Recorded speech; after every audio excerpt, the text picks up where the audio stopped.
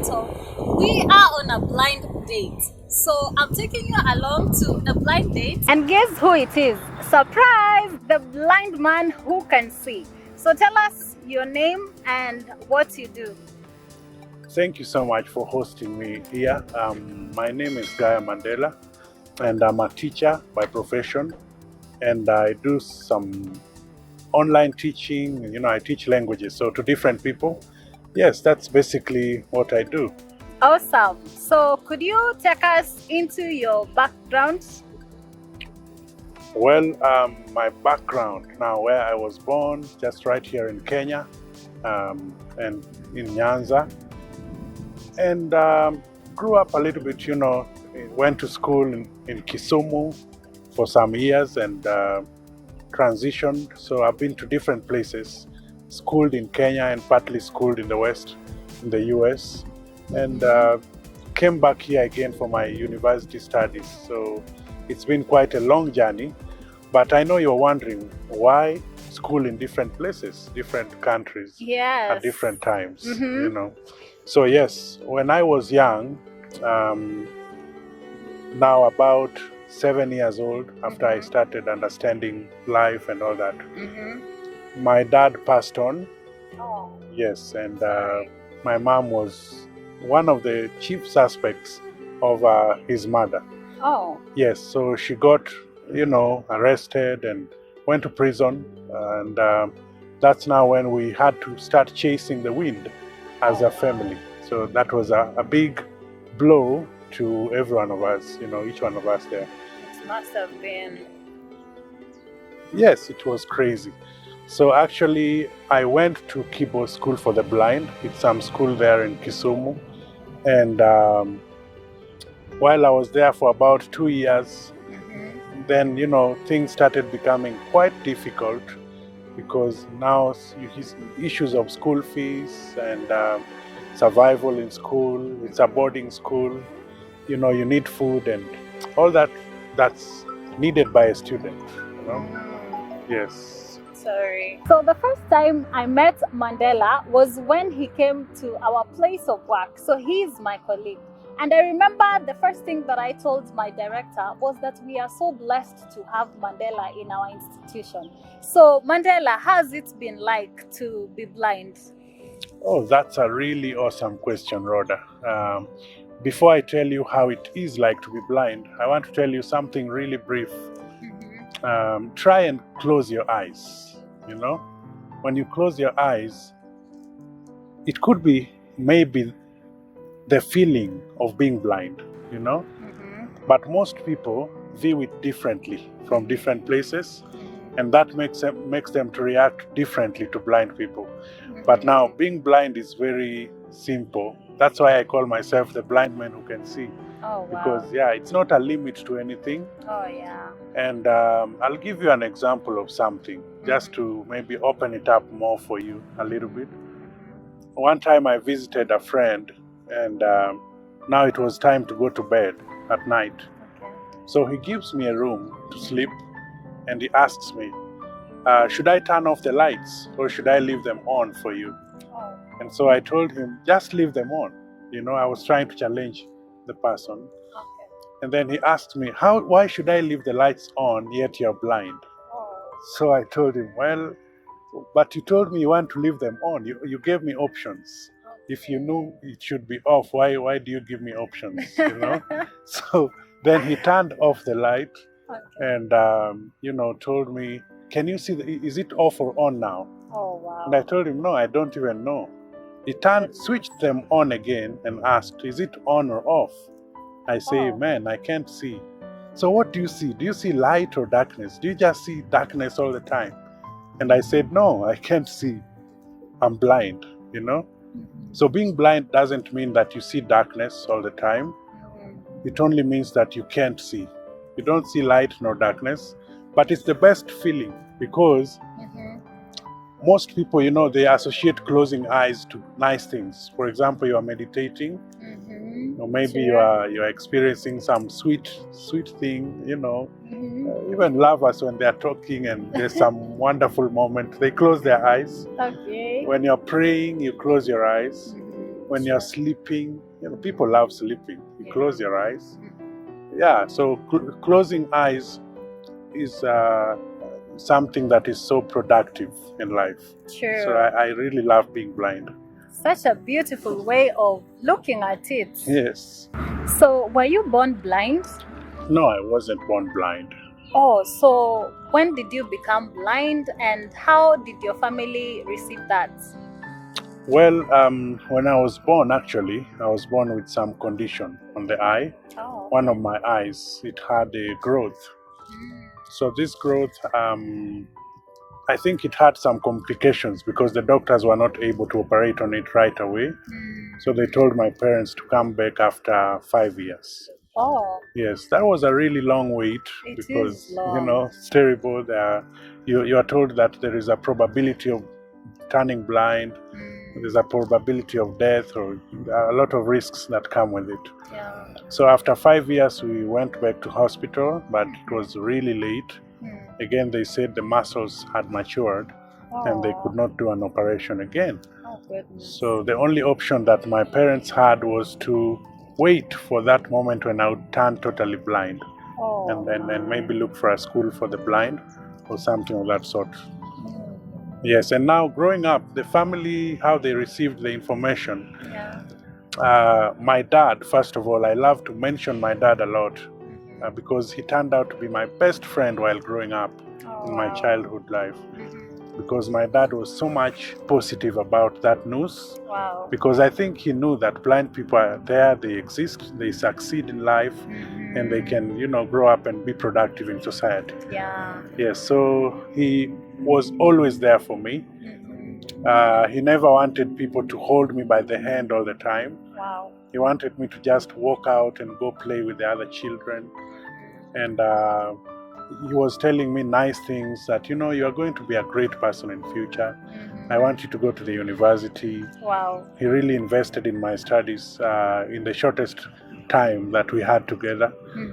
And, he also made me believe that every other child was blind, Wow. He didn't tell me that, but the comfort I had with him made me feel like, oh, when I grow up, that's when I'll be able to see, Wow. So it wasn't a big deal while growing up. Yeah, but of course, in the family, you must find a few people who discourage you, and they tell you, oh, you can't do this. Someone wants to go to the market. You're asking them, can we go together? They're like, the problem is that you'll walk slowly.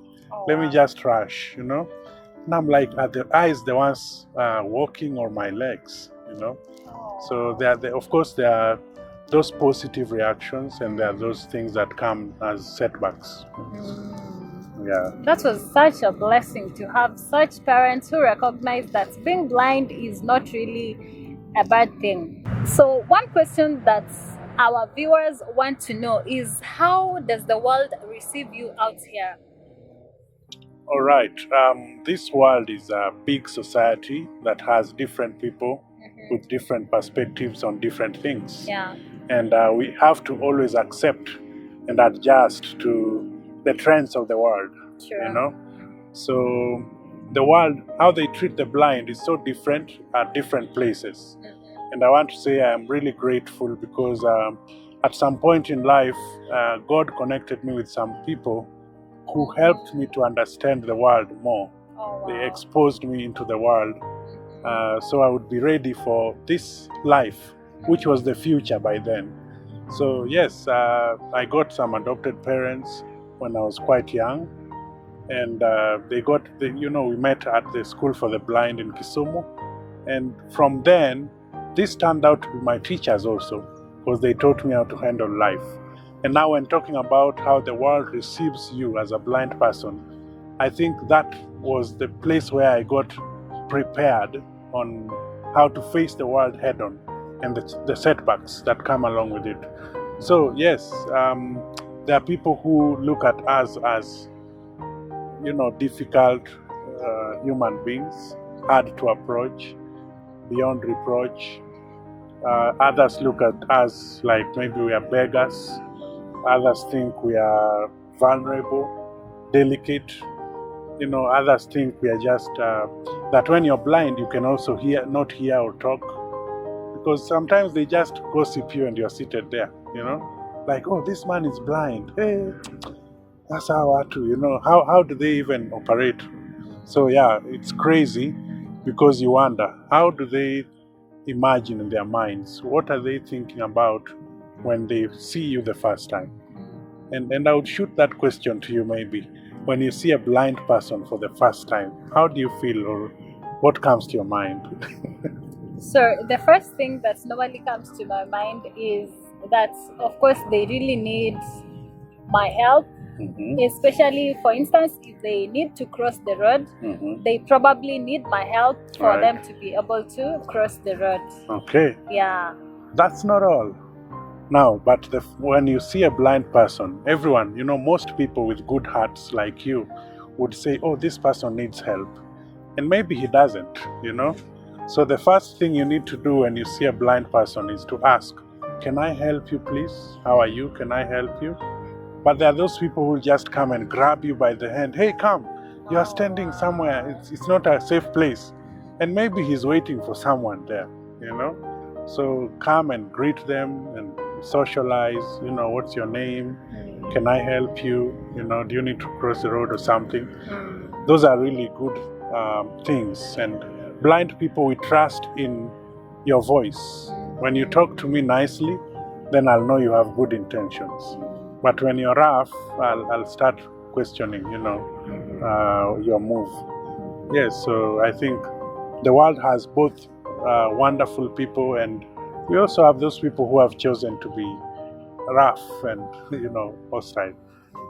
Yes. Wow. I went to town. I was standing there for about 20 minutes, trying to stretch out my white cane, trying to call out on people.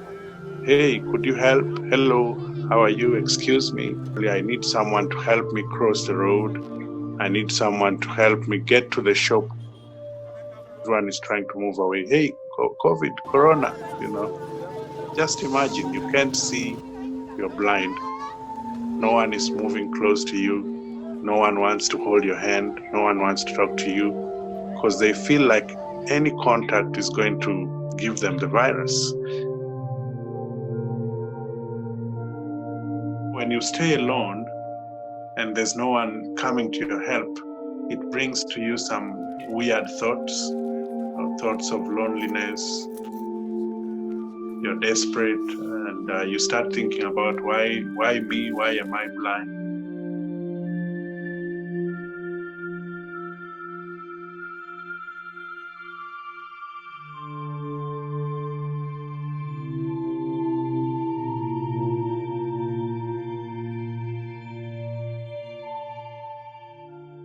When I go out into the city, like this busy city of Nairobi, I have to be very, very careful first, because I use literally all my senses except my eyes. I don't know whether this is a tree or what it is, but there's something by my side here. Some kind of feeling there. So how do you know? I can feel it. I think it's a fence or something. How But do it's you quite. know it's a fence and not a building? No, it's not as thick as a wall. Oh, Yeah. so you can feel some wind passing by. Yeah. I also use another sense that most people are not aware of. It's called the kinesthetic sense, which is the sixth sense. I use my ears, I use my nose, I use my hand, and to touch. Blind people are used to touching everything, right? Like when we go to a place, you have to hold the rails climbing the stairs. You have to hold the elevators, the escalators, the lifts, literally everything. When you're reading, even when we're reading Braille, we have to touch everything. So going to places has been a challenge, because first you're told that during the pandemic, you have to not touch things, avoid touching things. But that's our way of life,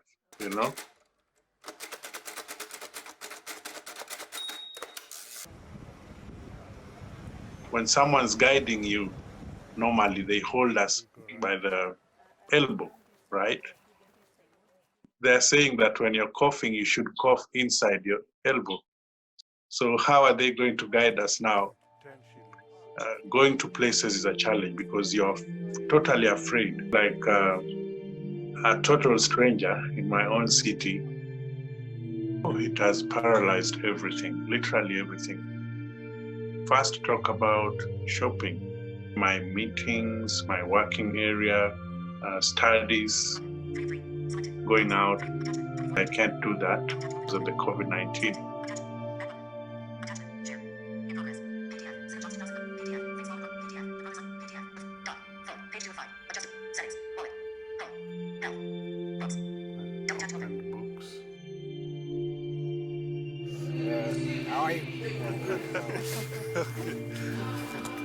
So, these your classmates?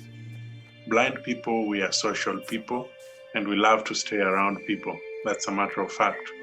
And one thing that a blind person is trained to do right from childhood is to know how to interact with people and to be social and to be loving and all that, because you depend on those people. Life has taken an absolute paradigm shift. A blind person staying alone has literally been delinked, separated from the world.